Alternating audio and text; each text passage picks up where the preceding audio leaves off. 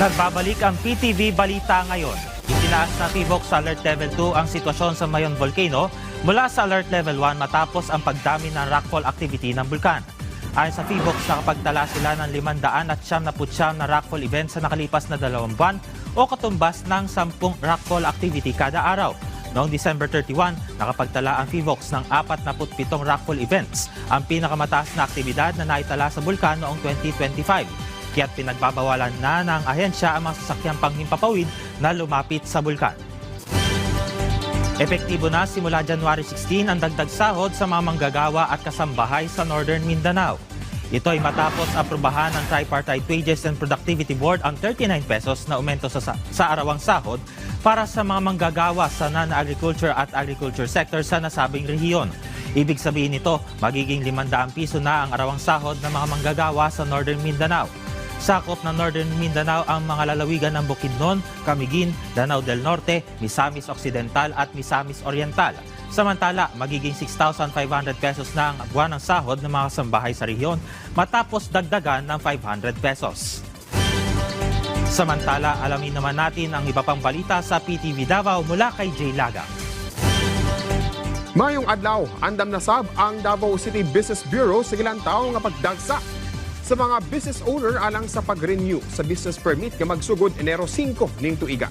Lakip sa mga rekisito sa pag-renew sa business permit mo ang barangay clearance, cedula o community tax certificate, fire safety inspection certificate, sanitary permit, updated nga lease of contract o proof of ownership, uguban pang dokumento nga pangayoon sa regulatory offices. Sublisab nga giawhag ang mga business owner nga gamito ng online processing sa business permit renewal. Pinaagi sa online system, mamahimo na nga masubuter ang mga requirements dungan sa pagbayad sa fees gamit ang official online payment channel sa city government. Aron malikayan ang taas nga pila sa buhatan sa Business Bureau.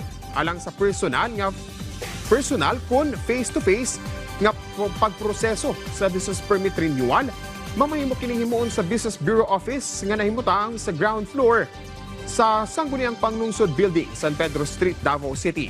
Ang processing sa business renewal nga walay penalty mulungtad sulod sa 25 ka adlaw matag adlaw nga Lunes hangtod Sabado nga matapos sa Enero 31 tuig 2026.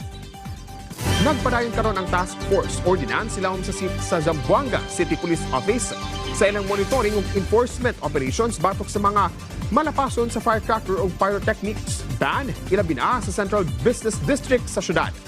Sukad Desyembre 26 ding tuiga, pipila ka vendors nga nagabaligya og consumer pyrotechnics nga walay permit ug clearance ang nidakpan sa mong task force.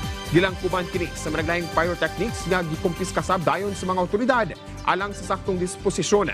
Subay sa ordinansa, gitugutan lamang ang limitadong paggamit, pagbaligya ug pagpanag-iya hasta na pagpangapod-apod sa consumer pyrotechnics. Sumala sa Zamboanga City Business Permit and Licensing Office, tulok ka mga lokal nga retailers lang ang adunay special permit sa pagbaligya og commercial pyrotechnic devices sa Zamboanga City nga nahimutang sa Pasubolong, Buwalan ug Divisoria. Ug mo kato ang mga nagunang balita dinhi sa PTV Davao. Ako si Jay Laga.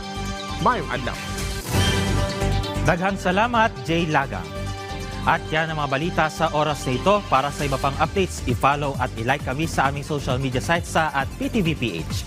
Ako si Gab Villegas para sa Pambansang TV sa Bagong Pilipinas.